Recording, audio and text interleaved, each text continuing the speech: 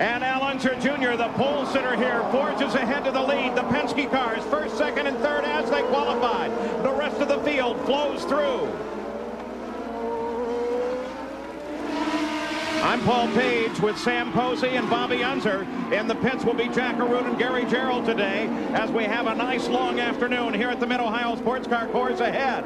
Qualifying yesterday was all but rained out. Qualifying times were taken from the run on Friday, and as a result, Al Unser Jr. took the pole, but as you can see, Paul Tracy snatched the pole away from him as they come to the first complete lap of competition. Tracy was sick on both Friday and Saturday. He told me this morning he felt much better. Obviously, it's showing in his performance.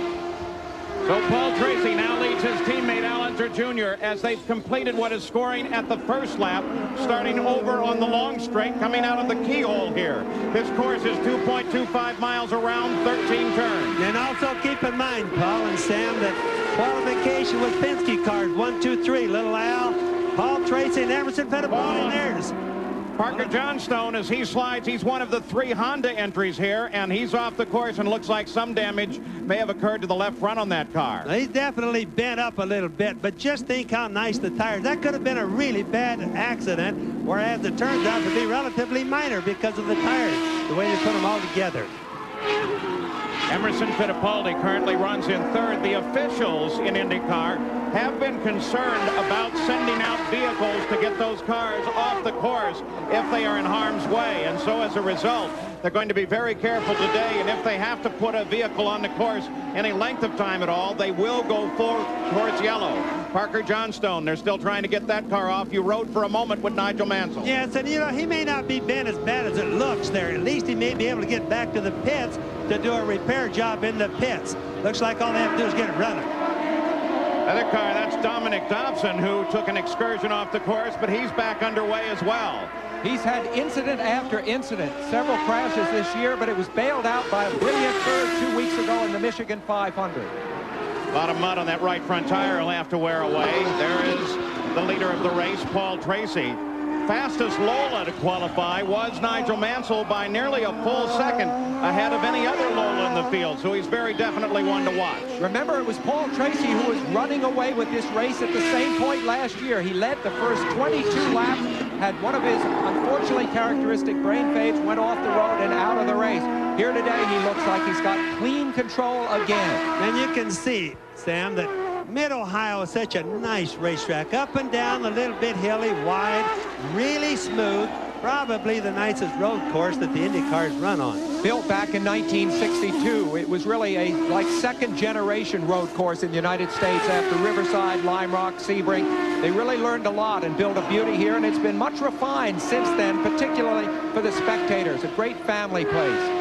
So now the 3 laps in competition are complete. Paul Tracy is the leader, followed by Little Al, then Emerson Fittipaldi. In 4th place is Nigel Mansell, the number 1 car. You see him there. Mauricio Gugelmin, who expects a good day, currently runs in 5th place. In 6th is Michael Andretti, then Robbie Gordon, Bobby Rahal, Jacques Villeneuve, and Jimmy Vasser rounds out the top 10. Mansell, of course, winless this year after 2 of the greatest seasons, certainly back-to-back, any racing driver in history has ever enjoyed. Jacques Villeneuve, as he tries to challenge the Honda power in Bobby Rahal's car. Interesting matchup and experience. Rahal, of course, lives near here, has practiced as much on this track as any man alive. Villeneuve is a rookie here. He's never driven here before. His injuries at Michigan prevented him from practicing earlier in the week, so he is having his first race here ever. And Villeneuve's in the blue car. Rahal right there in the black and gold car. Rahal has got the Honda engine, for the folks that don't know, and they've been having a lot of problems with it. They're making more horsepower, but it doesn't seem to have much longevity to it. About 175 miles, the engines blow up, and this has really been bothering Bobby Rahal. Going pretty fast now, but does he have enough to get to the end? On board with Bobby Rahal, just ahead of him, Robbie Gordon. Let's just ride and watch him. Listen to those gear changes. You can also hear a different sound to Rahal's car.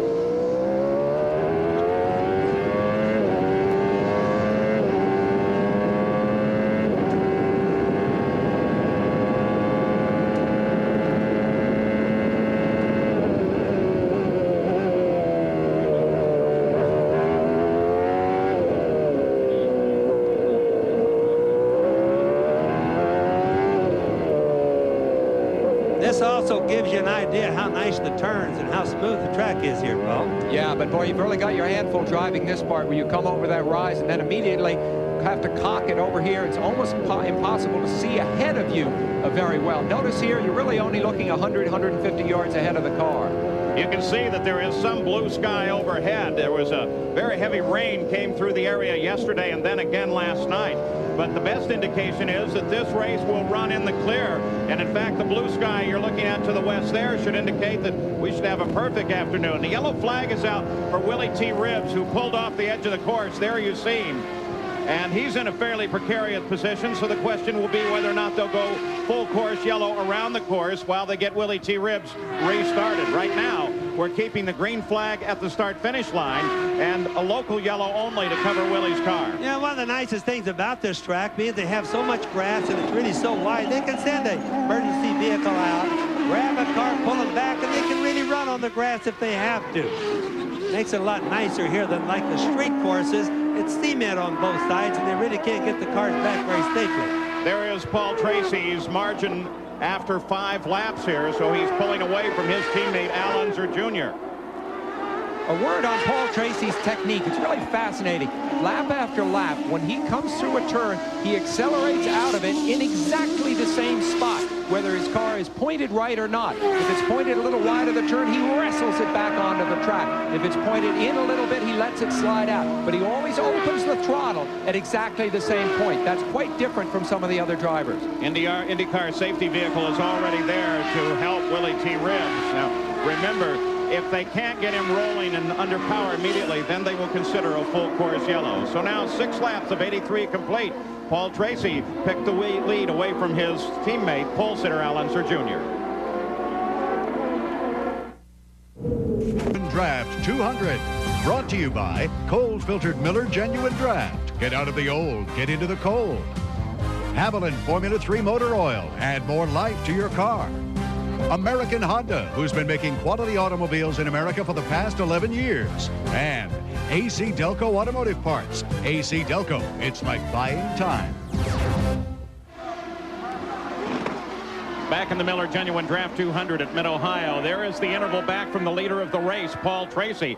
He jumped on the green flag, got a good start, and pulled the lead away from his teammate Al Unser Jr. The battle on the course right now is for 5th place. It's between this car, the 88 car, Mauricio Gugelmin, and Michael Andretti. You ride on board with Michael now. That's Gugelmin just ahead down the long straight and winding downhill on some of the elevation changes that makes this track have so much character and is so popular with the drivers.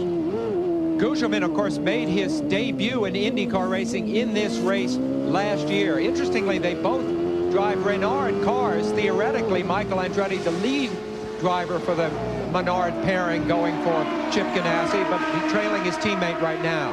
That's been happening pretty much all year long. On most cases, Gugelmin has been faster than Michael, and both owned by the same people, but operate as 2 different teams, so one has to wonder sometimes, does Gugelmin have better mechanics than Michael does? Well, but Michael's been the one that's been able to win the races, 2 of them so far, and he's 3rd in the championship. Oh, several cars off. Mike Groff, that's Mike Groff and Scott Goodyear, the winner of the Michigan 500 as well, and they have dug in deeply into the sand trap that is designed to slow them down when they come off. They were in a battle for 12th. Just behind Adrian Fernandez. Now here it is again. You see Fernandez has already come through. Groff and Goodyear into the corner. And Goodyear's in there too deep. He's trying not to hit Groff. He hits him, raised Groff's rear end, clear off the ground, drove underneath him. Of course, spun both cars out and the sand trap. Look at this. It does exactly what it was intended to do. It just stops the cars without any damage. Now, as soon as they get these cars running, other than their contact, they'll be okay. Mario Andretti and Teo Fabi both had an anxious moment just behind this situation. Corner workers, and by the way, many of the corner workers here, as with most of the road courses, are volunteers who take a week off to come out and help. They're going to try to get those cars prepared so when the IndyCar safety team comes around, they can pull them out. That, of course, was Mike Groff's crew as they're discussing the situation. They're receiving full radio coverage, play-by-play, coming from Mike Groff in the cockpit. That's what often happens when you get into a turn that's just too deep. You get in, you can't stop. There's somebody in front blocking you. You can't do anything but just hit them. Mauricio Gugelmin now closes on Nigel Mansell, being pushed by Michael Andretti. So they've closed in and made this a battle for 4th place. This is a terrific race. And remember, all 3 of these men have extensive Formula One experience. Nigel Mansell on the left of your screen in the black and white car, of course, world champion. Gugelmin, a veteran of 6 or 7 Formula One seasons. And Michael Andretti bringing up the rear, of course, had that season last year for McLaren. Mansell in the best qualified Lola, being challenged now by 2 Renards. Remember, in terms of winning 2, that Michael Andretti scored back-to-back wins here in 1990 and 91. This is the first year that Renard has come to the Indianapolis car racing scene. And you look at the number 88, and of course right behind Michael Andretti, those are both Renards. The first year for them. They've been developing all year, and they are getting better. Well, they came out of the box pretty good. Michael Andretti scored the win at the very first race of the season at Surfers Paradise, Australia. And if you look back beyond this dueling trio here, Robbie Gordon is going to start to get in the picture. He's overcome problems he had earlier in the race, and we're going to start to see him join them. This is terrific racing. Yeah, Robbie started the race on new brake pads and didn't have a chance to bed them in. So as his brakes get more efficient, he should close this battle too. As we ride with Michael, listen to his throttle opening. He goes from the throttle all the way close to wide open and then back to close as he hustles it through the turn. He's very, very aggressive with this car. Paul Tracy remains the leader, then Al Unser Jr., then Emerson Fittipaldi, first, second, and third.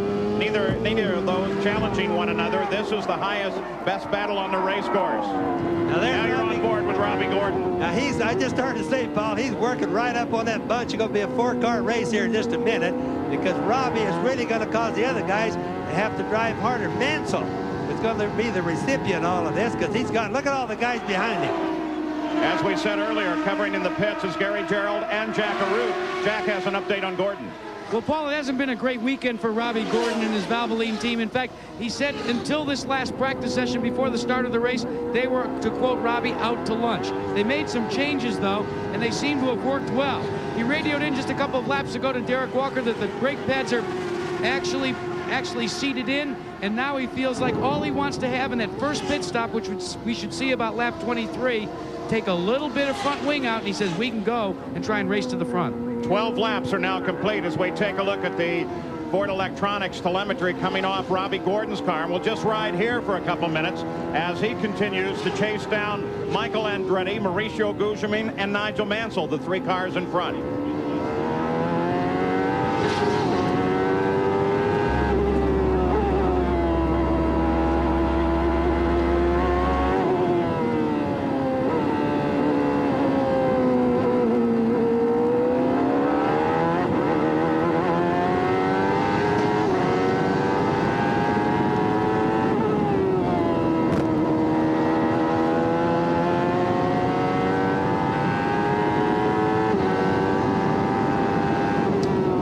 That Jack alluded to that Robbie had in practice resulted in his going off the end of the main straight at least twice. I was out there and watched him. You know, he finished second here last year. It was his best performance of the year and the highest placing by the A.J. Foyt team that he was driving for. He's running 7th now, but he's well in touch with Mansell, who's in 4th. So this battle for 4th place continues. At the same time, Al Unser Jr. is now beginning to close on Paul Tracy, and very soon that should develop as a battle for the lead. They're averaging just over 116 miles an hour. There comes Tracy through, already overhauling some of the slower cars in the field, and Al Unser Jr. is very definitely closing in. Now keep in mind also, this is 2 1/4 miles around this track. A lot of corners, a lot of racing room. So when you see that it's taking this long to come around his lap to slow cars, because it's a long ways around this track. And just remember that in the last few races, Al Unser Jr., who you see right here pursuing Paul Tracy, has gotten faster as the pit stops have approached. It doesn't mean that Paul Tracy necessarily slowing up. It means Little Al probably going faster. You can't tell the cars apart because of the colors. But number 3 is, of course, Paul Tracy. Little Al is 31. Mike Groff got restarted, now to the sand trap as well. Dominic Dobson continues to have some problems. Now they're official. They're going to give him a black flag, bring him in for a stop-and-go penalty, because under a local yellow flag, he passed Claude Bourbonnais. So a penalty being assessed for that. In fact, at this very moment, Dominic Dobson reacts to that, comes into the pits. We'll move back in the field. Michael Andretti as he chases Gugelmin. Remember, Battle for these fifth here. That's Mansell just ahead. And remember, these are teammates. The car in front of Michael Andretti is ostensibly his teammate, so you have to be very careful in a situation like this. At the same time, he would love, Michael would, to get to grips with Nigel Mansell. Well, you may call them teammates, but it is, after all, an interesting situation. Michael wanted to drive for a one-car team. So when the Gugelmin came on board, it's a different shop. It's not even in the same location, both located in Indianapolis. But they really don't interplay all that much. Well, in a sense, no. But Mo Nunn is now the engineer on Michael's car. And he was down talking to Gugelmin this morning. They were exchanging laughter. I think a few ideas went back and forth. I think we're starting to see that team come. And I know what you mean. They're really the same car owner, Chip Ganassi. That is the correct way to express it. But I think they're starting to exchange information in a way that they had not before. All right, now approaching one of the key passing areas on the course as Nigel Mansell tries to protect position. So does Gugelmin as they line up almost three abreast. None of them get it done. And remember, these cars have mirrors. They know what the guy behind him is thinking about doing. When a guy is going down in a turn like that and he sees the guy coming up on him on the right side, he knows he's going to attempt to pass.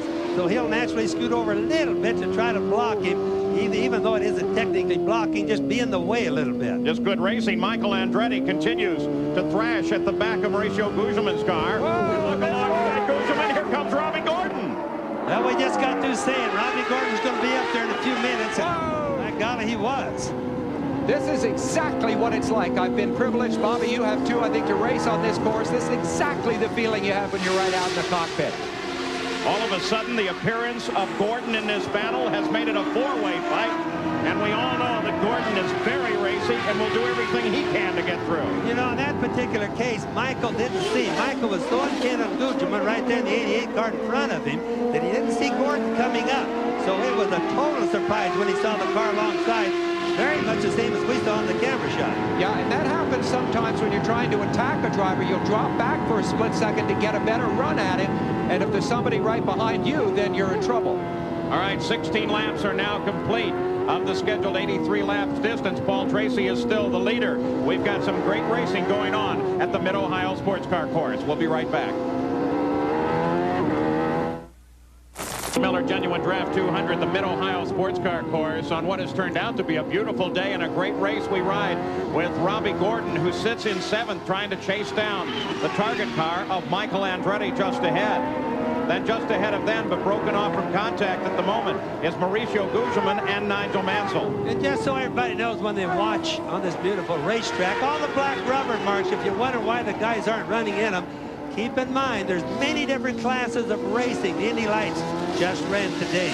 So a lot of the race cars make the mark. These guys, the Indy cars, will have their own groove, Paul. That is one of the nice things about Mid-Ohio. It is a very long weekend with lots of racing going on. The Indy Lights, the Formula Atlantics have been here. There's a whole number of cars of racing, and also it's a wonderful campground. Look at the line, Bobby, that Robbie Gordon takes. Yes, in fact, we just noticed that a little while ago. Robbie, that's getting up into the keyhole turn where you really need to get off of that turn fast, because what do you have? A real long straightaway here. So he's decided he goes in on the outside where there's not so much rubber, maybe not as slippery for him, cuts across to the inside, comes out of the straightaway.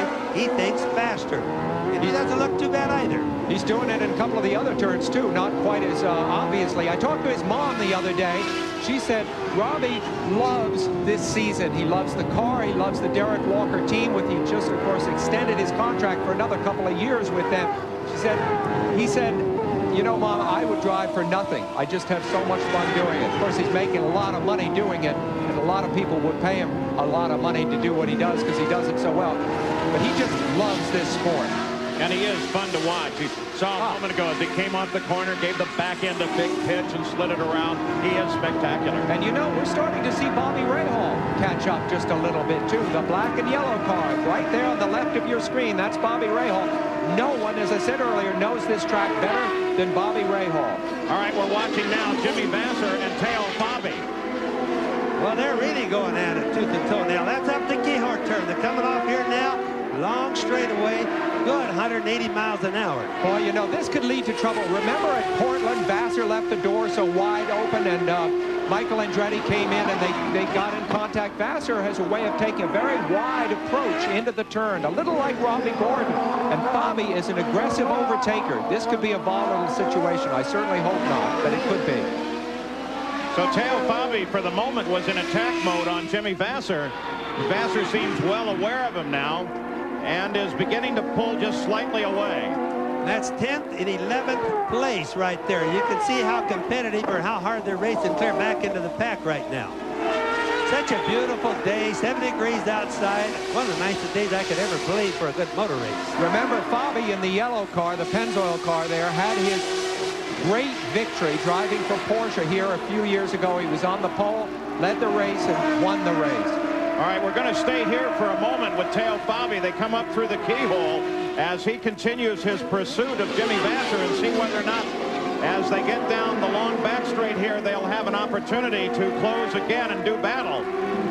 If you're going to pass, down at the bottom of this hill is the best place on the circuit to do it, but Teo Fabi is not in position to do so. These guys come off of that turn up there at the top end in second gear. They go clear down through sixth gear, time to get to the bottom. So you can see that's really hard to get a run on a guy. You have to do it at the top end up there. We come forward as we take a look at Michael Andretti and Mauricio Gugelmin continue their fight. This is a fight for fifth place. There's Bobby Rahal. There is that battle now led by Nigel Mansell, and Michael Andretti and Robbie Gordon are at it again.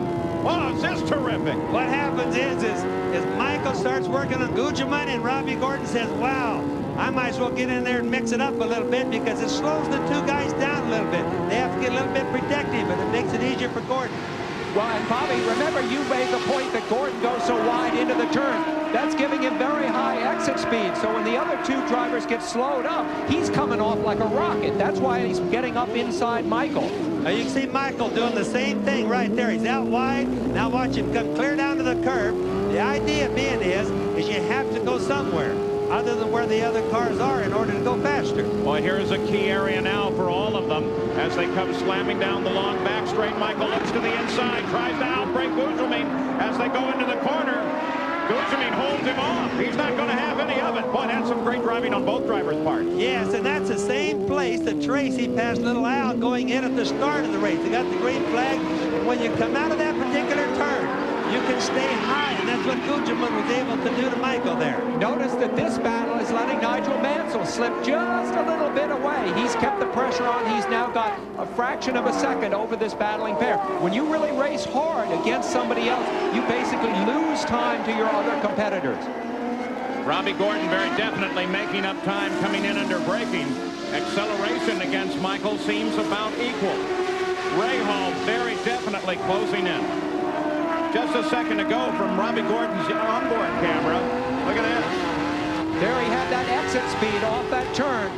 Decided not to press the issue. Very upset, too, because... Yeah, get out of my way, Michael.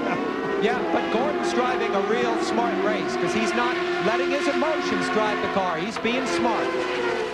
But he is very definitely keeping the pressure on Michael Andretti. We're at lap 24. We expect the first pit stops to occur in about 4 laps. Paul Tracy leads it, followed by Al Unser Jr. and Emerson Fittipaldi. We'll be back after this message and a word from our ABC stations. Introducing tonight at 5. He is still the leader. Al Unser sitting about 1.7 seconds back, has been for some time now. But they're all beginning to anticipate pit stops, which should begin within the next 2 laps. But Paul Tracy, who picked up the lead of the race on the green flag from the pole sitter and track record holder, Al Unser Jr., and since that time has been setting a record pace at 114.8 miles an hour. The race record is held by Emerson Fittipaldi from 1992 at 107.3. We have had no full course yellows. That's somewhat unusual for here. It's been a nice clean race with a lot of battles going on, but nothing has changed in the top of the order since we've left you. A lot of changing is probably going to start happening about pit stop time, and my calculations are right. Tracy should be the first one that comes into the pits. Then after that, it's going to be a lot of cars coming in. Then we're going to see things start mixing up a little bit and seeing more what the personality of the race is going to look like. Paul Tracy just got around Jacques Villeneuve, so he comes up through the field. Let's go back to the 4th place car, Nigel Mansell. You're on board with him now. He's expected in shortly into the pits. He's got a nice clear run ahead of him. as he turns down on the backside of the course, will climb the hill into the carousel and then make his decision to veer to the right and continue on, or to the left and to head into the pit road. And he avoids the pit road, so he continues on. Nigel Mansell running in 4th place. Lola, Mansell drives a Lola. Lola scored their first win this year at the Michigan 500. Of course, that was Scott Goodyear. The Newman Haas Lolas have not yet scored a victory this year. This is the Honda-powered car of Bobby Rahal. You ride on the nose in 8th position. That's Robbie Gordon just ahead. All right, now supposedly the Honda engine power. And Paul Tracy, the leader, makes a stop. Gary Gerald. Tracy, the leader, comes in. They were going to stagger the stops, but Al Unser Jr. has also come in as well. They'll wait 2 laps for Emerson Fittipaldi. This morning in the warm-up session, Tracy had one off-course excursion. He's up the hill, lighting up the tires. We've got him under 14 seconds, and he beat Unser out. Jr. on the pit road with 1 car between them. So the 2 Penske cars, Al Unser Jr. and Paul Tracy, led by Paul Tracy, comes out of the pits. Now, it's very rare. There's Emerson coming out right behind there. And it's very rare that Penske brings both up in at the same time. So that means they had a little bit of question through their telemetry. The telemetry is how they send the computer information from the cars to the pit. Probably said they were both a little bit close on fuel. So brought them both in at the same time. And, of course, with that maneuver, Emerson Fittipaldi picks up the lead of the race, though Paul Tracy got across the line ahead of Al Unser Jr. on the last lap in the pits, so he was scored as the leader of the race coming out of the pits. Now we're on board with Nigel, who, again, they thought he was going to come in on the last lap. He most certainly should be due on this lap. I went to the local go-kart track the other night just to check it out and to take a couple of laps. Who should be there but Nigel Mansell with his family? He gave me a little grin. He was hoping to be incognito, but he had a Kmart hat on, so I knew it was him even at a distance before I noticed the driving style, which, let's say, was a little bit better than the other customers at the time. When he got out of the car, I jumped right into the one he'd been driving. It's not every day you get to drive the same car that Nigel Mansell does. And I don't think he's very incognito with a Kmart hat on either, Sam. Yeah, but how fast were you in Nigel's car? I'm not saying. I don't want to disparage Nigel. I know he's had a tough year, and I don't want to add insult to injury. I'll tell you what, one of the great things about him is his love for his children, and the fact that all weekend they camped out at the track here, and as soon as the practice is over, he grabs the kids and they off to a movie or off to the go-kart track. Well, Nigel Mansell now makes his turn down the pit road. They are all the way at the other end. There's his pit, and Jack Arute is waiting. And behind Nigel Mansell comes Michael Andretti, Robbie Gordon. This will be a fast stop for Mansell because they've elected not to make any major changes on his car. Mario Andretti will also find his way to pit road. Meanwhile, Michael Andretti getting service for fuel and just 4 tires. Robbie Gordon, on the other hand, they have radioed in that they are going to, and there's a problem on Michael Andretti's car. The jack actually stayed hung up. Michael lit up the tires, and now they're going to have to refire his car. Robbie Gordon is away. Mario Andretti is away. And Michael is very slow getting out. A costly miscue for the Ganassi team. So the stops are routine for all but Michael Andretti. Emerson Fittipaldi, the leader, is now in, Gary. Not anticipating any changes. He inherited the lead after his teammates came in for routine service. Emerson flips the throttle. There he goes. Emerson, the cars here have limited slip rear end, just the opposite of what they do on oval track. That's the reason you saw one tire spin and the other one not spinning so much, all because it's a limited slip. Remember, one rear tire will turn faster than the other. Emerson, of course, has won the last 2 races here at Mid-Ohio, IndyCar races, and won 3 altogether. Mauricio Gugelmin, 4th place car, is in the pits. This will conclude the stops for all of the leaders of the race. So Gugelmin, again, this appears to be fairly routine for him, too. The crew taking their time, doing a nice job, and away he rolls. There's Raul Boisel. Now there's a guy right there, the Boisel car. That's a Dick Simon, the Duracell car there that has the electric shift in it. One of the few cars that have electric shift. Now this is quite different, Paul, in that the drivers touch the gear shift and the things shift automatically. It's close to an automatic transmission. The officials, of course, are looking at it, trying to determine is that something that violates the rules or if the guys just outsmarted them.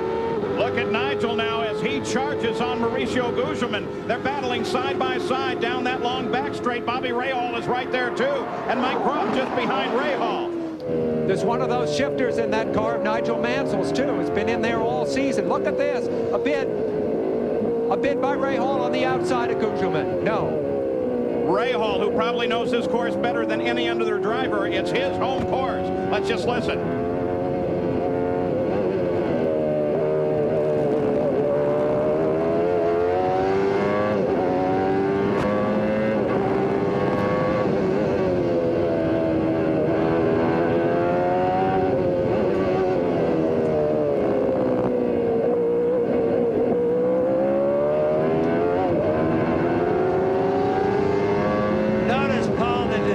Sound as we hear the onboard cameras or hear the noise of the other onboard cameras, the other cars. We're hearing the Honda. It fires like your passenger car that you drive on the street. It's a V8 engine, whereas opposed to the Cosworth Ford cars or the Elmore engines, they fire 2 pistons at one time, what they call a 180-degree shaft. There's a different sound, and we always hear that in the Hondas. Right after the pit stops, they line up with Paul Tracy. We're on Michael Andretti right now. That's Jacques Villeneuve just to the inside. Another car line off his left front. Look how close, and Villeneuve finally forces his way ahead. And that's an ongoing battle for 9th place. But look how crowded it is there and how close they've gotten. And that's the one turn that Michael had a chance to pass him on the outside. That's the turn that it's easy to pass on the outside because that's where the groove is. Michael Andretti going to try Villeneuve again. And remember the emotions of Michael Andretti at this point. He'd been running solidly in contention for 4th place. Troubles in the pits. He's got to feel excited, anxious, wants to get back into the swing of things as fast as he can. And suddenly he comes up Jacques Villeneuve, who's one of the best young drivers in the business. You're on board with the 10th place car, Michael Andretti. Teo Fabi is just behind him and continuing to worry him. Now they have the slower car of Hiro Matsushita just ahead of them that they will all have to handle up. And look at that line of traffic that is just behind. You know that a guy like Matsushita there in the yellow and blue car right ahead, there he moved to the outside. But you know he's got to feel uncomfortable with all these hot dogs right behind him. Michael Andretti, Teo Fabi just behind him. Then Mario Andretti runs in 12th. Jimmy Vasser is 13th, Raul Boisel 14th, Scott Sharp is 15th. Michael tries to the inside under braking. Villeneuve stays in position. Michael gets him. Michael squeezed him out a little bit, almost onto the grass. Villeneuve almost hit the grass now. If one tire hits that grass, he's off like a rock getting in a slingshot. Boy, I'll tell you, when Michael was hired for Formula One by Ron Dennis of McLaren, he hired him because he was one of the great overtakers in the business, and you just saw a really gutsy pass. But look just behind them. Paul Tracy, the leader of the race, is closing, and in fact there are 12 cars on the leader lap as Paul Tracy cuts his way up through the field. It's a racing afternoon here on ABC Sports. We will continue after this with racing's ultimate test of skill. 12 of the world's best and identically prepared cars go head-to-head in the International Race of Champions, the run that determines the championship. And let me tell you, it's a great race. We're back on board with 6th place Bobby Rahal. His pit crew, Jim Prescott and the guys, really helped him out on the stop, moved him up 2 positions during his pit stop. For a further update, though, let's go down to the pits and Gary Gerald. Well, Paul, the Rahal team, led by Carl Hogan, made the first maybe major gamble of this afternoon. They went with a 4-tire change, but they didn't take on a full 40-gallon load of fuel. They got about 35 gallons in. As soon as the tire change was complete, they took him off the jacks and sent him on his way. He gained 2 spots out of the pits with a 10.4-second pit stop. Interesting strategy. Well, that strategy could backfire on them, but by the same token, they just think that staying up near the front is more important. Remember, the reliability of the Honda, even though it's running better, it's been worse. And the big problem there is that they don't have what they call a girdle down underneath the engine. The cylinder block, or the engine itself, is part of the frame on all of these cars. And the Honda engine is apparently twisting, so therefore the main bearings in the engine have a tendency to go out occasionally. They're changing this. They just don't have it done yet. In other words, Bobby, here's an issue that doesn't just relate to horsepower or breathing or RPM. it's a function of how the engine is when it's in the car, the kind of thing you can't really test on a dynamometer. Actually part of the frame, Sam, and you can't test anything like that on the dynamometer. But it's something apparently Honda doesn't have the experience in as opposed to Cosworth or the Elmore engine. Yeah, but I keep saying to you, Bobby, when Honda gets it right, look out. Remember what they did in Formula One. We all know that Honda has the capabilities of being very fast. Go back in the field now to the onboard camera of Raul Boisel, who again, as Bobby Unser mentioned, is driving with the that new selector that has been available to some of the other Lola teams in the year, but he didn't get the full test on it last week that he wanted to. There's his onboard telemetry. He runs 23rd right now. You can 13th. watch the shifts, the RPM when he shifts. There's just hardly any change. And naturally it comes down, but there's no lag because the shifting is instantaneous. For example, he doesn't even on the Duracell car lift off the gas when he shifts. He just merely puts the pedal to the floorboard and leaves it. Now, of course, when he goes into the turns, they have to slow down a little bit there. That won't work. He was consistently fast all through practice, but when the came time to qualify, he had trouble with that shifting mechanism, Bobby, which is why he qualified 17th and is still working his way slowly through the field. And what happened, Sam, they figured out his elbow was hitting this new little secret trick that makes it shift electrically. All right, let's go forward now in the field. The 7th place battle is Robbie Gordon. Just ahead of him is Guzman. Rahal has been in this fight as 2. There's Rahal just behind, so we're looking at the battle 5th, 6th, 7th. Gordon able to get around Rahal. Now beginning to attack Mauricio Guzman. Guzman has had 4 top 10s this year, all of them on road courses. That's as would be expected, considering his Formula One experience. Though last year Nigel Mansell did the reverse of that at this point in the season, scoring most of his points on the ovals. Next week, the Indy cars are in New Hampshire at Loudon, which is the fast oval there and is the last true oval of the year. They'll also race Nazareth, but most of the teams approach that the way they do a road course. Just look at the difference that Robbie Gordon has, the different concepts he has on how he takes the turn as opposed to the other cars. I've been watching this all day, and it's totally unorthodox and different, but it seems to be working pretty good for him. Bobby, you know, I just thought of something. You know, Robbie's experience in off-road racing, that's exactly the way they take the turns there, too. They go in very deep and then crank the car. I think one of the things that I like about Robbie's driving, Sam, is the fact that he doesn't just copy what other guys do. Right. He always is continually trying something different, and sometimes it works. There's some new telemetry for you, kind of a heads-up display, a suggestion of a number of the fans that this might be one other way to take a look at the telemetry and still let you see all of the race cars. Heads-up display just like you use in a fighter jet today. Gear indicated across the bottom, lateral G's on the top, RPMs to the left. A little bit of a red telltale to tell you what the peak was. The RPMs quit at what, 12.5? Yeah. Actually, they didn't make that graph high enough. Not quite out. They're going up to 13.6. Well, let me tell you something. The teams are real sensitive about how precise that electronic graph is. You can get just a little too much information when you got a brain like yours, Bobby, trying to figure it out. So it's a little bit of a coarse measurement. What do you figure, Bobby? 13,000, 13.3? 13.6, Sam. 13.6, okay. So in the front of the field, it remains Paul Tracy, who, with the exception of a lap taken over by Emerson Fittipaldi on pit stops, has led all the way as we approach the halfway point at the Mid-Ohio Sports Car Course.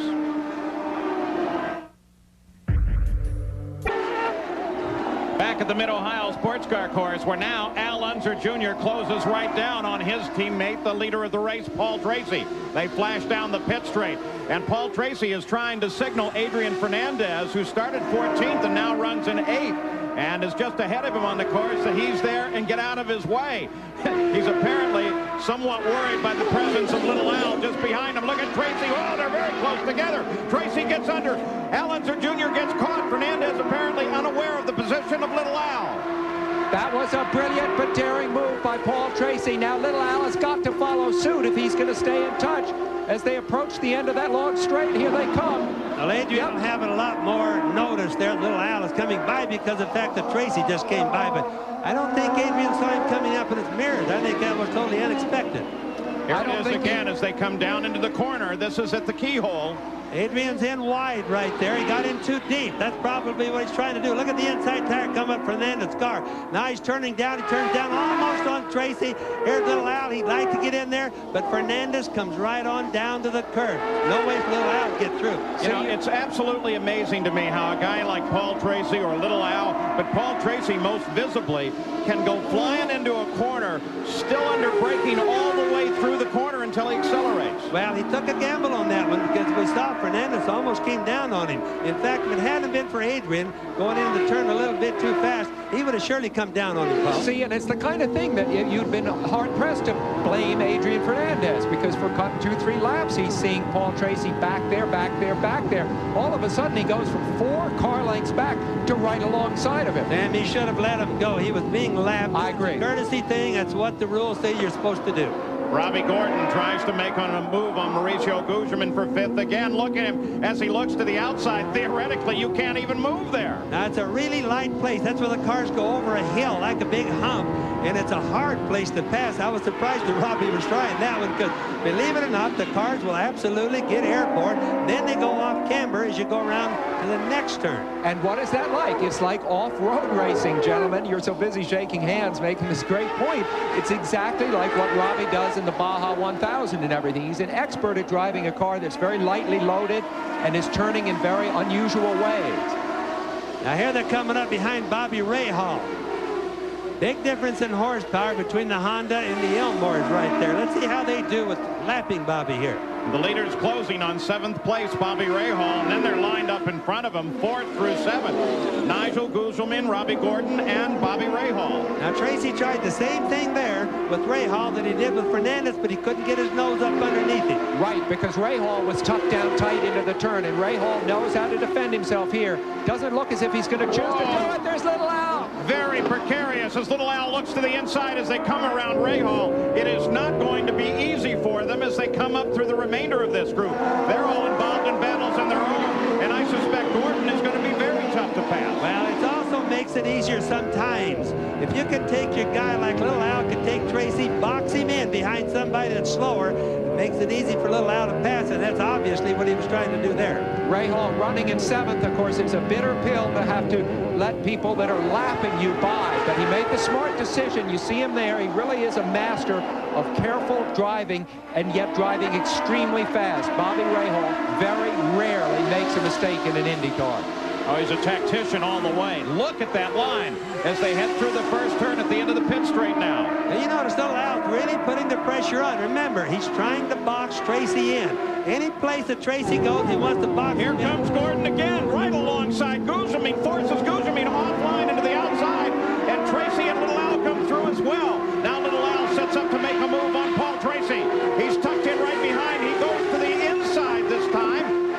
Now Little Al sweeps to the outside of the corner, and Paul Tracy takes the inside line. Now the next turn is to the left, so if you can get to the left of your adversary, you can get him on the next bend. Now this is sometimes, remember, what makes passing easy.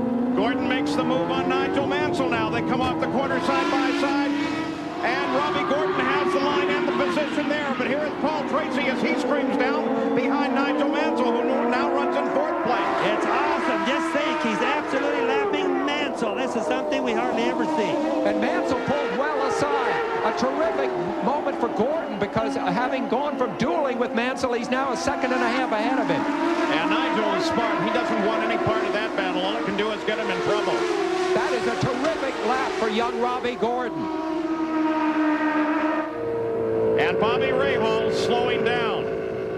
Rahal, who was running in 8th place. You can just about bet he's had another main bearing problem in the engine. Remember what I said, the engine is part of the frame and it's twisting in this car. Obviously, he's going to have some engine problems. He's had already a problem yesterday, very similar. Really a shame for the Honda people. I know they're working hard. It's the same terrible thing for Rahal. There's nobody at this track that's probably any better than Rahal as a driver. A part line out on the track. It could be off Parker Johnstone's car. It could be off one of the Marlboro cars as well. There it is. For that matter, it could be off Mark Smith's car. We'll keep an eye on all of them. Bobby Rahal already out of the car. So what we heard, it sounded terminal. Great stop. That was Hogan. Look at him. And look at him thank Jim Prescott for a great stop. Let's get an update. Here's Gary Gerald. Boy, the disappointment that this team has endured. They know it was going to be tough on this learning curve of the Honda program, but they've gone through so many engines. There was a stretch where they lost 7 engines in 3 races. They lost 1 yesterday. Here they are now out of the race. Again, it's the engine.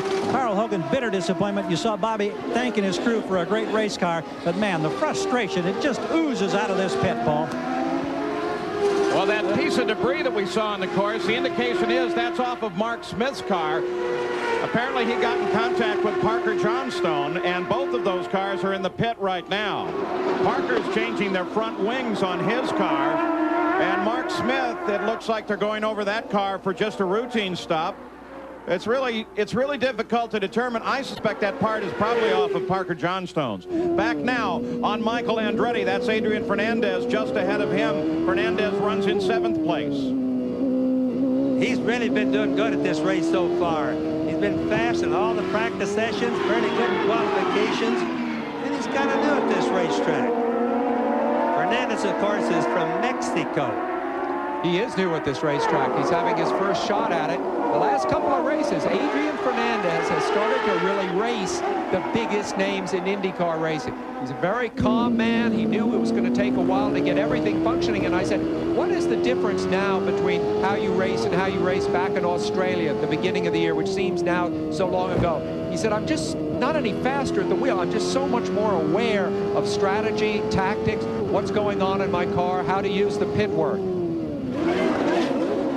Adrian Fernandez again uses that high outside line as Gugelmin gets sound on the inside. Let's go to the pits once again. Gary Gerald is with Bobby Rahal. Bobby, we were talking about the learning curve. You knew it was going to be tough. The frustration factor, however, so many engines. How are you and this team dealing with it? Well, probably not very well right now. You know, it's getting worse. It's not getting any better. You know, you can't get an engine to last 140 miles. It's pretty bad shape, and it's just depressing. You know, so what do you do? The car is handling beautifully. I just slower than molasses on the straightaways and off the corners, and yet you could stay right with them. But you know, I think we got to get it where we can last 200 miles. So far, we're not even close to that. What about next year? Will you still have Honda as the power plant? Will you stay with this program? Oh, I think you'll have to stay tuned for that one. All right, Bob. Thank you. Well, that's bad news that we're hearing from Rahal. Of course, you know, this is his hometown track also. Disappointment here has to be more so than it would be anywhere other than maybe Indianapolis. Yeah, but that answer may be very indicative of what may happen next year. Let's go back to the lead of the race. Al Unser Jr. continues his pursuit of Paul Tracy. And little Al is just staying glued to the back end of that car. And they maintain up Tail Fabi off the race course and into the gravel pit. They've been maintaining about the same interval back from Robbie Gordon as they have for the past couple laps. Gordon just running right in front of the leaders. Well, we knew that Robbie Gordon was going to do an adjustment, as Sam said earlier, during his first pit stop, and he's obviously has done that adjustment, and he's going fast. You're staying ahead. That's Robbie Gordon just to the left of the blue and white car. Tracy right behind him there. Little Al right behind him. Little Al, of course, is going to keep the pressure on Tracy. All he can do. That interval of nearly half a second between first and second is pretty much what they have been for the last several laps. They're averaging 113.5 miles an hour, which is a race record to this point. And we have run the race now down to 32 laps to the finish without any full course yellows at all. You know what's unusual about this, Paul and Bobby? How rarely we see Paul Tracy under pressure from behind. Usually when he's ahead, he's just pulling ahead. It's very rare to see somebody right behind him lap after lap. So it's Paul Tracy who is the dominant power in this race, and he continues to be pursued by Al Unser Jr. We'll be back after this message and a word from our ABC stations.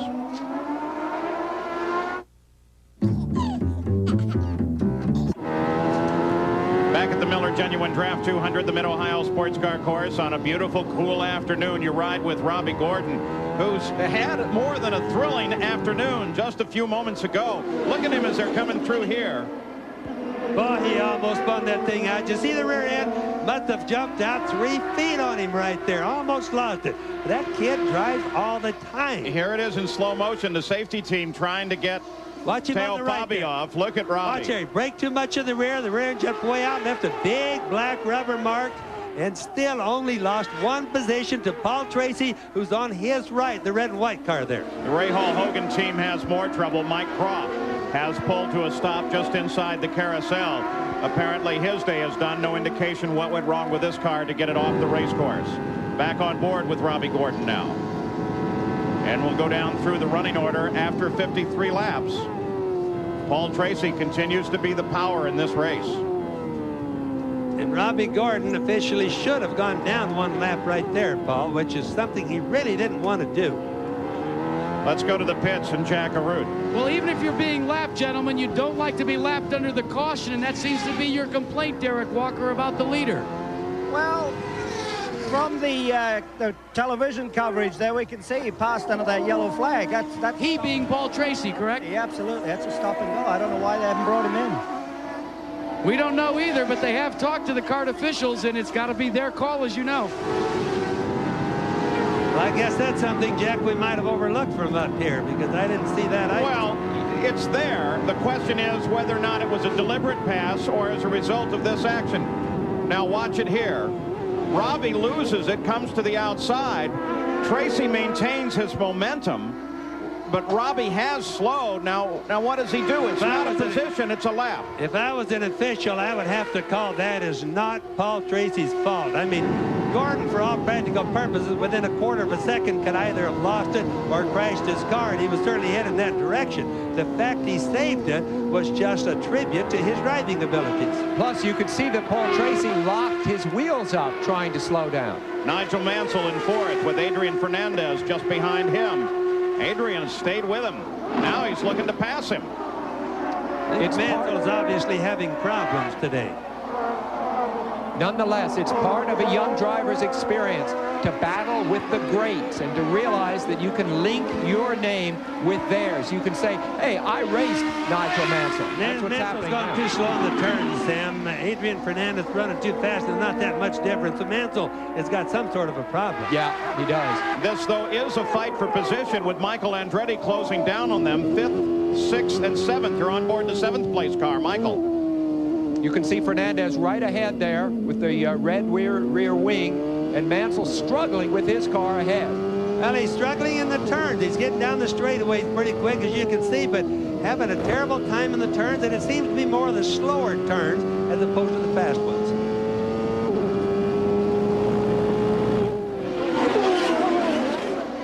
Michael Andretti now closing on Fernandez. A battle for 6th place. Indications are that the officials have now decided that they will give a stop-and-go penalty to the leader of the race, Paul Tracy, and also to Mario Andretti. So that coming down the lines from the officials in race control. Michael just got in contact there. Boy, look at Michael lose it all the way.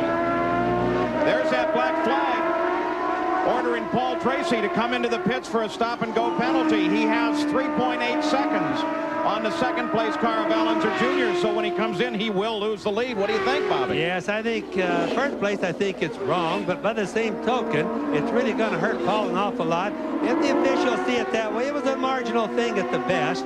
So if it happens that way, he'll just be screaming like heck when the race is over. What a difference a year makes. Last year, Paul Tracy won 5 races and Al Unser Jr. only 1. This year, Al Unser has won 5 and Paul Tracy only 1. Well, Paul Tracy, and what I think, Bobby, you viewed as he did everything he could to slow down and keep from passing Robbie. Now they're waiting for him to come into the pits answering the black flag, Gary Gerald. Gary? Paul, they've laid out for him. Emerson Fittipaldi just completed his stop in 14.6 seconds. They made no changes to the setup on the race car. But Tracy, they're going to service him, and I'm wondering, can you do this on a stop and go? Can this serve as a full pit Now, stop? you remember that was the controversy a year ago in Australia. Nigel Mansell did it, Gary. Yeah, no, here's Tracy now, and they are giving him the service. Oh, you watch the smoke off his brakes, Gary. Now, will they hold him or will they make him send him out and bring him back? That's what I'm wondering right now. Clive Howell is up on the wall talking on the radio to Tracy as they wait for the fueling to be complete. Now he's rolling. Boy, did he smoke the tires getting out of there. Let's go to Jack. Gary, we checked with Billy Camphausen as we await Robbie Gordon's pit stop.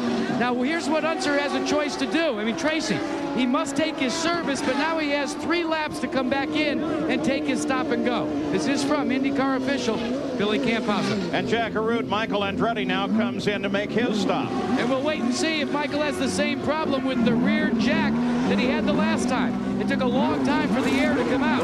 It seems to be a nominal stop right now, cleaning off the front radiators, taking on a full load of fuel. We'll watch the onboard jacks to see if they operate correctly this time. They do. And he's away. Well, if you wanted to watch the onboard jacks at the rear of the car, that camera was well placed. What a camera. So Michael Andretti in and out from 6th position. You see what they're doing? They're taking their tear-offs off their visors when they leave the pit. Here's the leader in. Gary Gerald's there. There's little Al tearing his off. In the very first pit box, he ducks in very tightly, and then he'll go up the road. He, of course, cannot exceed that 80-mile-per-hour speed limit. They changed the engine on this car after the morning warm-up session. There was a telltale warning sign. He's away in under 15 seconds. Little Al on the roll. Fittipaldi, you see, coming in behind him. There comes Robbie Gordon screaming out as well.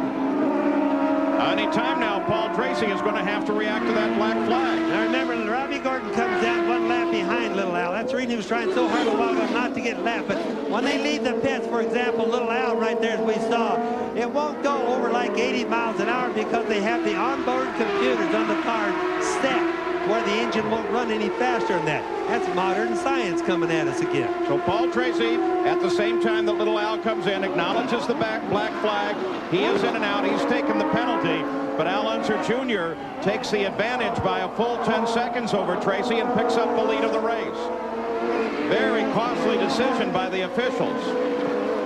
That's the problem. Stop-and-go penalties don't sound too bad, but when you're on a road course where you hardly ever have a yellow all the way around, stop-and-go penalty can be a very disaster thing. So Al Unser Jr., with 24 laps to go, is now the leader of the race. The great battle for the lead has been broken up by that penalty, and Robbie Gordon continues to be the most spectacular driver on the race course in the Miller Genuine Draft 200. We'll be back.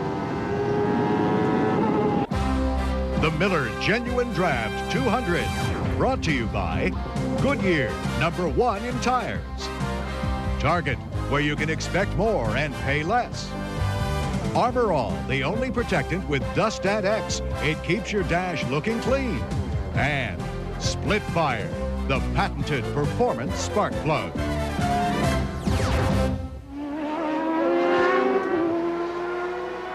We're back at the Mid-Ohio Sports Car Course. Tomorrow night, ABC Sports brings you a matchup so big even Texas couldn't hold it. From Mexico City, the 2-time defending Super Bowl champion Dallas Cowboys take on the Houston Oilers in a primetime preseason special. Live coverage begins at 9 o'clock Eastern. And here at Mid-Ohio, 62 laps complete. Al Unser Jr. leads the race by 8.5 seconds over the man that dominated the early part until a penalty, and that was Paul Tracy. The third Penske car, Emerson Fittipaldi, is in 3rd place at the moment. The controversy, though, that stems around a penalty assessment because of this situation. Now, there's a yellow flag standing way down the race course. Robbie Gordon gets offline because he's slowing behind Dominic Dobson's car. Paul Tracy locks the brakes, gets alongside, but his momentum is carrying him on. And Robbie Gordon drops back a position. As a result, actually is lapped at that point. As a result, they assessed a black flag penalty on Paul Tracy and brought him in for a stop and go. So there is some question here. Let's go to Jack Arute, who maybe can add to it. Well, Paul, this has been ongoing for almost 18 months now. The question is, when you see the yellow flag at a station, should a driver then slow down? The rule reads that you are supposed to hold your position and not overtake any other cars. Now, you guys were trying to determine whether maybe it was Tracy's momentum that carried him by. Well, that was brought up in a previous drivers' meeting. And the answer was, if that should happen, let the guy back around. No harm, no foul. That's not what occurred this time. That is why Tracy was brought in. According to Billy Camphausen, lately they've been pushing the outside of the envelope in the rule, so they had to come in and slap someone's hand. Let's Let's check in with Gary Gerald. Well, Jack, they have monitors, of course, along pit road, and members of the Penske team. Now, we're in Al Unser Jr.'s pit at the moment. Richard Buck, his crew chief, he took a look at it on the monitor, and he says, boy, that's a real close, tough call. Roger Penske elected not to look at the replay. He was inclined in some other business, and he said, talk to Richard. So we talked to Richard, and he just says, that's a tough call. Keep in mind, his guy, Al Unser Jr., however, is now in the lead. And, of course, when Paul Tracy went into that corner, Al Unser Jr. was right on his rear wing, pushing him as hard as he can, Bobby. But, you know, on Tracy's behalf, you have to look at it this way also. Let's take an extreme expanded case on that it comes around and he spins out and makes a complete U-turn and goes back around. Is he still supposed to let him by later on? I just disagree with that call. All right, we have a full course yellow now. Claude Bourbonnais is off the edge of the course, and they can't get him started without putting that vehicle on the course. So now, for the first time today, yellow flags fly all around, and the PPG pace car will come out in front of Al Unser.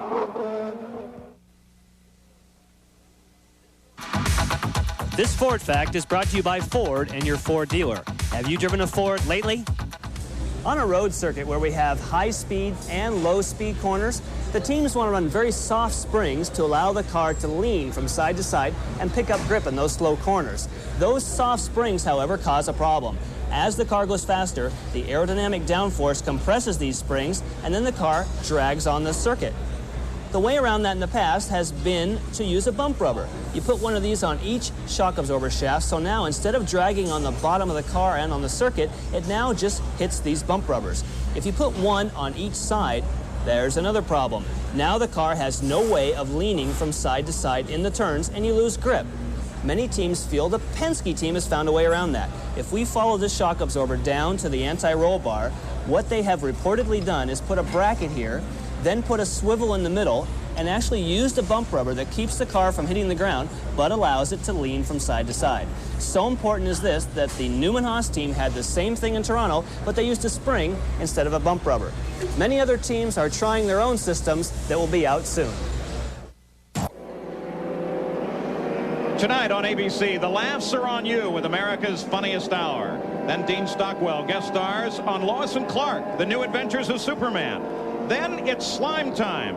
Bill Murray, Sigourney Weaver, and Dan Aykroyd star in Ghostbusters 2, all tonight on ABC. This week, the United States Auto Club, who sanctions the Indianapolis 500, announced a second reduction in turbo boost to the pushrod purpose-built engines like the Mercedes-Benz that led 193 laps in winning this year's 500.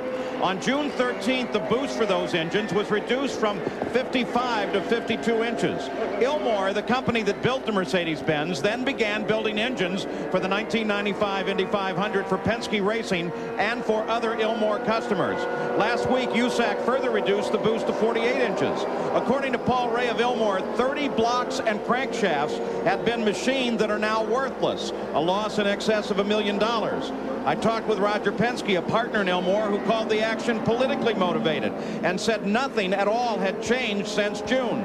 Penske said that no engineering data was collected on the Mercedes-Benz and added what assurances does any engine builder now have that they won't change the rules again. That change, by the way, also impacts Greenfield and Menard engines. Mike Devin of USAC had said that the boost on any engine could be changed at any time. Honda said that they hope that engineering data would be used to make such decisions, and then the rules stay in place. Peter Spence of Fort Cosworth said the Mercedes-Benz engine took advantage of a rule, and they would prefer everyone were on even ground. IndyCar does not permit that purpose-built pushrod engine and therefore had no position on the change at all. Roger Penske said he will now consider racing at Indy next year using the existing stock block rules. The Speedway and USAC also announced that only one engine will be allowed for the Indy 500 for 1996 and beyond, a 4-cam turbocharged racing engine of 2.2 liters. Now that's the same design as is currently used in the Ford Cosworth, the Honda, and Ilmor, except that new engine would be about half a liter smaller. All the manufacturers and IndyCar welcomed that idea, assuming that there are no sudden changes to that rule. USAC said the rule will remain unchanged through the year 2000. Well, you saw Roger Penske there. It's a significant skirmish because it places Tony George and Roger in an adversarial position. And really what the bottom line of it is, it just puts the Mercedes business to bed. It's done. It's finished. They can't have enough horsepower with that kind of boost, so they'll just have to use something else. All right, more on current situations. Let's go to Gary Gerald. Further pursuing that business of the black flag, Paul, for Paul Tracy. We talked with Clive Howell, who's on the radio with Tracy. We had heard from Richard Buck in Al Unser's camp. Clive simply said, yes, Paul questioned the call, and he was not happy on the radio. But he says, you can't question a black flag. You cannot take a chance. We had to bring him in. And he says, we've done it. We've got him back out. Now as we get set to go green, we've got a brand new race. We're back to racing, green flag, and Paul Tracy is very much a man with a purpose. He's got two cars, Robbie Gordon and Stefan Johansson, between him and the leader of the race, Al Unser Jr. Back on board with Gordon. Gordon runs in 4th place. The Penske cars are 1st, 2nd, and 3rd. Unser Jr., Tracy, and Fittipaldi. Now the red and the blue car, Stefan Johansson. That car, for example, doesn't have springs on it. Another change I might mention. Right there, right in the center of the screen, red and blue car. That car uses air shocks only. Air and liquid, of course, for the hydraulic part to make the shock absorber. The car rides on air. Something that was done many years ago. It's coming back in. Do you think it's a coming thing, Bobby? Yes, I do. I don't see any reason. I drove one made back in the early 60s, Sam. It was good. Now we have new technology and better stuff to work with. Paul Tracy, of course, again finds himself having to find a way past Robbie Gordon. This time, a different scenario because he is no longer leading the race. Look at that, an amazing bid. There's a deal where Robbie got in there a little bit too fast, couldn't get the car down. Paul just went right up underneath him, left him no way to get back down. Yeah, but look at Teo Fabi here. We said that Tracy would be a man with a purpose, but Fabi is very much in this fight as well as he tries to get around Robbie Gordon. By the way, the 16 car, Stefan Johansson, you were talking about him, Bobby. Ken Anderson, the engineer on that car, does a remarkable job with all of those shock absorbers. He started well back in the field in 21st position and now runs in 12th. So something must be working for Johansson. Well, they've said that they know that it's better. The team doesn't have an awful lot of money, so testing has been a premium. But they definitely say that the air shocks are better than putting the spring steel springs like we have on passenger cars on the car. Don't overlook the skill of Stefan Johansson. Watch him drive that blue and red car there. It's just terrific. Another refugee from Formula One who's really taken to Indy cars and does a beautiful job. And look how much of the race course he uses. He has a line that takes up every inch of this 2.2-mile Mid-Ohio sports car course. And of course the idea of the air shocks is to keep the tires on the ground more often, less wheel spin, or where it's rough. Now this track is not real rough, so I don't think they shine as good here on the air shock as they would at some tracks we run at. But it makes common sense that where it gets rough, they're going to have an advantage. But Bobby, trying to keep the wheel on the ground as much as they can, and yet having the suspension be able to adjust to a rough part of the course and then a smooth part of the course, is what the Penskes have been so good at, and now the Lolas seem to be catching up as well as the Renards. That's really where all the focus of development is right now. Yes, and of course remember another thing, above all, there's a lot of different ways to build a mousetrap, and that's really what all these guys do. A lot of different ideas, and they just take a different direction to get to the same place. All right now the distance from the leader back to Paul Tracy is 3.8 seconds. This is a vital thing. He has got to get by Johansson and set sail for Little Al if this is going to be close. There's Little Al. Now look up at the top of the screen. Here comes the red and blue car of Johansson, and there is Paul Tracy. He's got to dispose of Johansson right now. 3.8 seconds behind at the last crossing of the line. Little Al, of course, again, can look in his mirrors, and as long as he sees Stefan Johansson and not Paul Tracy, his heart is light. He can't see him back that far, Sam. The idea is Little Al wants to make hay while the sun shines, so to speak. He's going to get away as far as he can, so when Paul does get around Johansson, he's not going to have to worry about him for a while. Moving to the final laps of this race, okay, 12 to go. There's Johansson motioning Paul Tracy by, so we're going to have a clean pass. He told him to go by on the inside, breaking down at the end of the long straightaway. Made it very easy for him. So now Paul Tracy indefinite contact with Al Unser Jr. Look at Robbie Gordon. Thank Johansson for moving to the side and letting him come through as well. Boy, Gordon is in fourth place. He's not in direct pursuit contact with Paul Tracy. Sorry, Paul. Boy, is it great when you get a wave by like that from an adversary. Yeah, but look at Johansson as he uses all the course again. You know what drives you nuts, though, is when you get a wave by like that, and the driver is lifting his hand off the wheel in a very difficult part of the circuit like he did there. Yeah, Johansson being hard to pass like that just gave little Al up to 6 seconds. In other words, from 3.8 to 6 seconds, or roughly a 2-second gap on Paul Tracy, which you can see right here. Paul Tracy's way down there. Now, little Al wants that much, or maybe even more, because this guy is really capable of winning. But you can see there that Paul Tracy, in the past couple laps, has not really been turned on quite as much as Al Unser Jr. Maybe now that he's open in traffic, he will be able to close, but the reality on the stopwatch is the past 3 laps, he's actually fallen a bit behind. So Al Unser Jr. turned a lap just now at 117 miles an hour. He's averaging 109. We'll be back after this message and a word from your ABC station. Monroe Sensitrack, road sensing shocks and struts. Designed to give you... On board with Raul Boisel at the Mid-Ohio Sports Car Course, the Miller Genuine Draft 200. We look at the telemetry. He just went around Eddie Cheever, who is driving A.J. Foyt's number 14 car. Eddie is in that car, of course, because Brian Herta was injured in a practice accident at Toronto's Exhibition Place on the 16th of July. The good news is that Brian Herta is doing very, very well.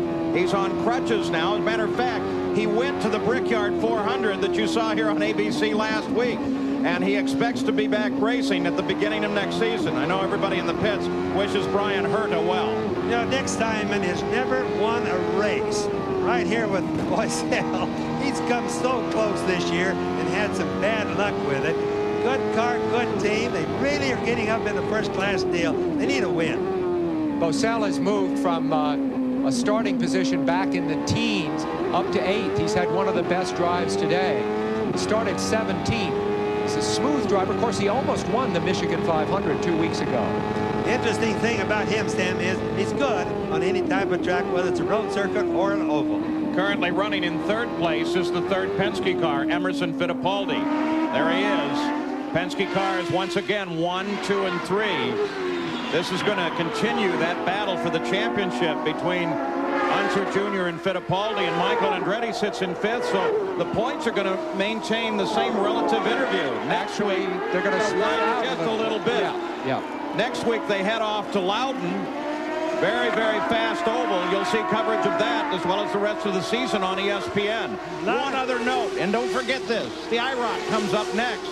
And the IROC has one terrific race to determine the championship. Don't miss that one.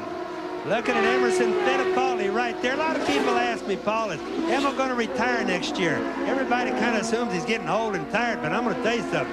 This guy is not old. He's not tired. I don't think he's going to retire anytime soon, and I think he's as tough now as he's ever been. 7 laps to go. Emerson Fittipaldi, who won the last 2 races here at Mid-Ohio, and holds the race record at 107.352 miles an hour. They're faster than that now at 109.9. Ari Leyendyk, he's done a nice job coming up through this field.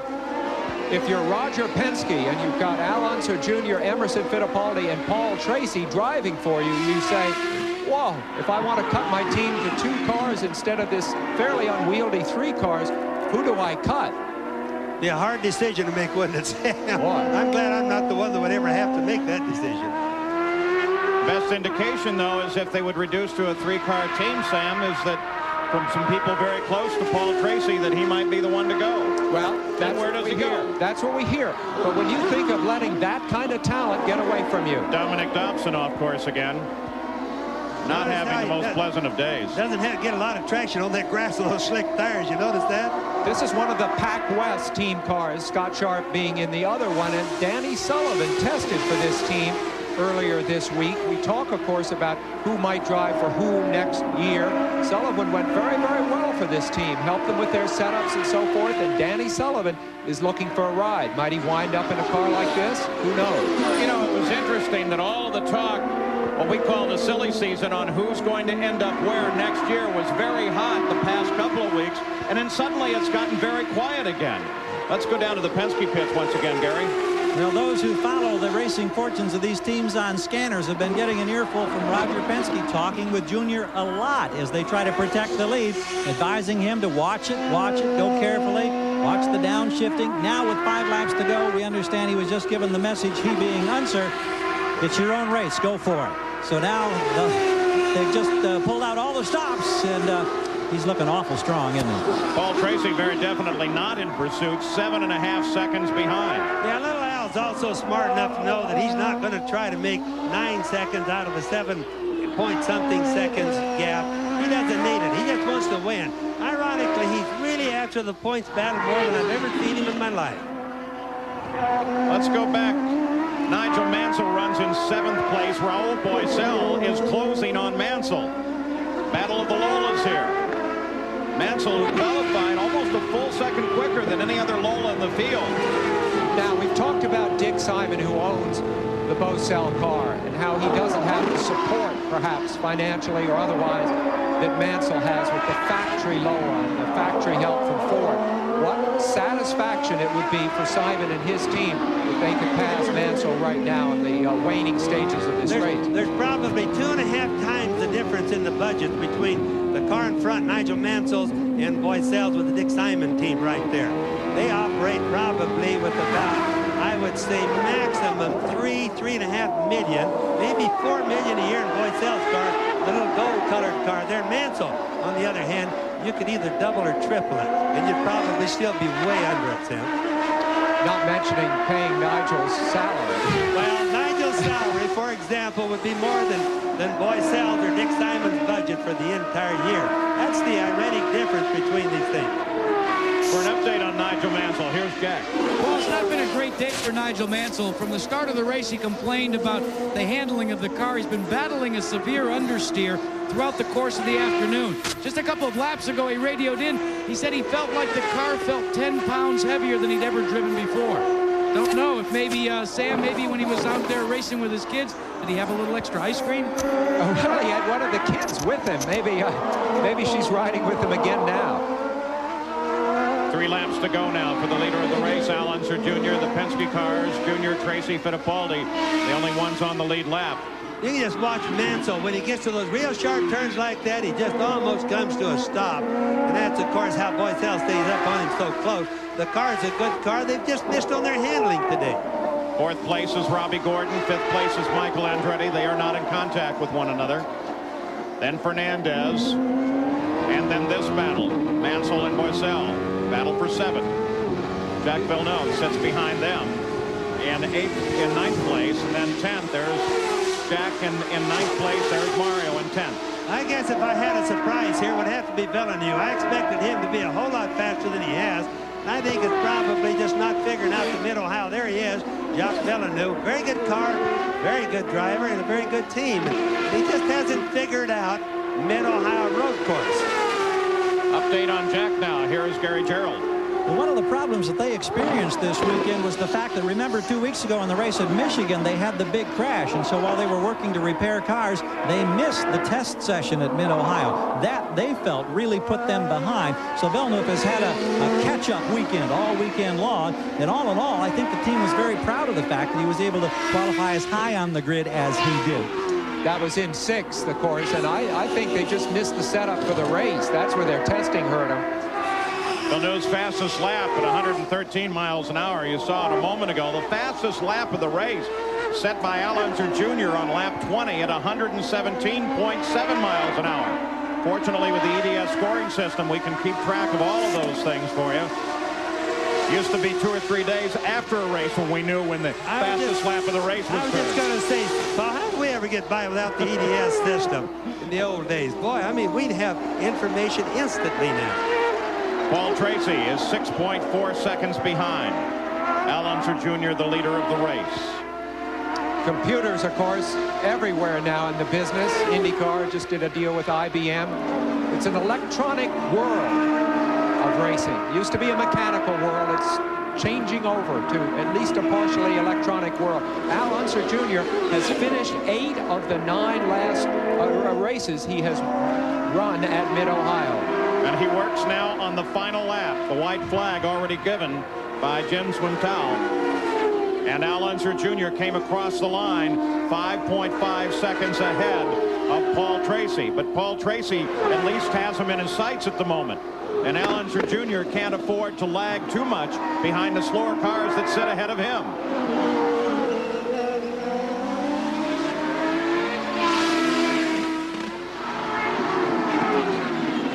Looking for Tracy. Tracy is still well back.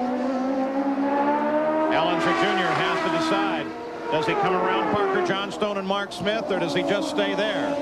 The finish line is only 2 turns away from where he is right now, so he'll probably stay where he is. Al Unser Jr. heading through the carousel now, out of the carousel, and for the checkered flag as Al Unser Jr. scores his 6th win of the season and the 25th win of his career. Al Unser Jr. has taken the run at the Mid-Ohio Sports Car Course. We'll be back to talk with him after this.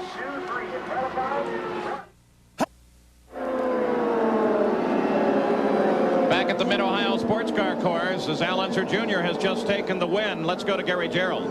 And before he climbs out of the car, here's the car owner, Roger Penske, the 3rd Penske sweep this year, 1, 2, 3. Was it the 2 days of testing here that really paved the way a week and a half ago? Well, I think that, testing always helps you. The cars have worked well on these types of circuits all year. And we've got 3 great drivers. Paul had a tough call on him there, I guess, on that black flag, which put him behind Al. Al's running for the championship card. Paul wants to win the race, so you've got a different set of situations for each driver, but it's a great day for the team. And again, our people won this race for us. I'm just thrilled to be here. Congratulations. Let's go back up to the booth, Paul. Thanks. Good. Roger Penske, as they score their 3rd in a row for Penske at the Mid-Ohio Sports Car Course. The last 2 scored by Emerson Fittipaldi. Unofficial final standings, Al Unser Jr. Paul Tracy was 1.6 seconds behind, and Emerson Fittipaldi rounded off the sweep. Then Robbie Gordon with a great race. We look down through the entire lineup of this field, and that is the best finish, by the way, the 6th place finish for Adrian Fernandez of his career. So young Adrian had a really terrific day. We look all the way down through the 28-car field now of the run of the Miller Genuine Draft 200 from the Mid-Ohio Sports Car Course. And when we come back, we'll be speaking with this young man, the redhead, who has taken the win once again. What a season he is having. We'll talk with Al Unser Jr. right after this. Basketball Championship next Sunday on ABC.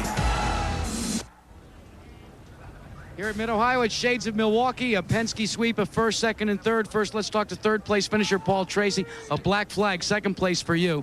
What happened? Well, we just got, I thought, we had a good race going with the Marlboro car, and, we came up on a bunch of lap cars with Robbie Gordon leading the pack, and he didn't want to let anybody by. And then, we got into a yellow area, and he almost slid off the track, and I was able to slip by him at the apex, and they considered that passing into the yellow. So it's, again, had to come in and lost about 10 seconds, and then after the yellow, behind Robbie again, and didn't want to let me by, and Al was able to make up the gap, couldn't close.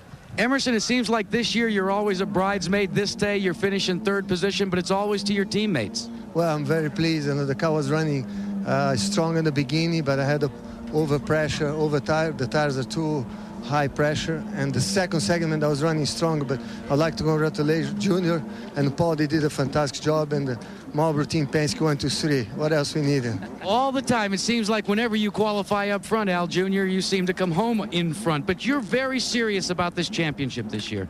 Well, we hadn't finished the last couple races, and we needed the points, and so the big thing was to finish, and it was just a great day for the whole Marlboro team Penske. What about the conversations with Roger Penske? He seemed as if he was working the radio awfully hard in the end there. Yeah, well, Roger just gives me so much information. It's great, and I just, he can't give me enough information. The more he talks, the better it is, and so. It's just really great being a part of this team, and I want to say hello to Cody and Shannon at home, and we'll be home soon. Talking about this road course and this road race, it looked as if it was going to be Paul Tracy's, and then it was his misfortune that was your good fortune. How do you treat that as a driver, as a teammate? Well, it was, we were battling pretty hard, and there was I wasn't going to be able to pass Paul on the racetrack, and so we had a little bit of a pit strategy going along, and then he ran into that trouble under the yellow up there, and Robbie was tough to pass for going that one lap down. Maybe he should have moved aside a little bit earlier or whatever, but they all went charging into that corner, and everybody was locking him up, and then he went by him. But those are the breaks of the games. You have to do everything right or you'll get caught out. A great ride for Al Unser Jr., another great ride for a driver that's standing by with Gary Gerald. Well, it's young Adrian Fernandez with a career-best 6th place finish today. And Adrian, I know you had quite a tussle back there as you moved up from 14th, particularly with Nigel Mansell and Michael Andretti. Tell us about it. Well, yeah, this was one of my toughest races ever. And I was trying, Mansell I think was struggling a little bit and was sort of slow and was blocking a little bit and tried to pass him once. I touched him. Then Michael, also I touched the wheels with Michael and suddenly he passed me. But I think it was a great finish for the whole Gallus team and Tecate, Quaker, and Amway. Indeed it was, and he grinned a moment ago and he said, the Penske's lapped everybody, but all the rest of us, he said, well, I'm 3rd in class. Nice job. Thank you. All right, that's Adrian Fernandez, Paul. Now Emerson Fittipaldi has already walked away with Paul Tracy, who, by the way, didn't sound like he was feeling all that well. He's had the flu most of the weekend. And Al Unser Jr., I was going to suggest when you saw the Goodyear hat on him that maybe after 6 wins they might get the hat size right, but maybe that's just the way he wears the hat, Bobby. Well, obviously, they throw all those hats on their heads right afterwards. They don't have time to adjust them, but his head definitely looked too small for that one. All right, here's the points. Al Unser Jr. picks up yet another 3 on his nearest rival, Emerson Fittipaldi. Paul Tracy drops 3 further behind Fittipaldi in the overall flow of the points, but 153, 117, 91 is the point spread right now. Michael Andretti is hanging on, but the championship is all out of reach for him at this point. The question is going to be, can Al Unser Jr. hold on off to Loudon next week? And that's the final real oval of the season. You'll see coverage on ESPN. Well, the strategy really becomes a championship end game now. There are only 5 races left. It becomes very hard for anybody to make up the ground. This was the 7th career pole for Al Jr., and he's won 6 of those races, 4 for 4 this year. That's quite an achievement.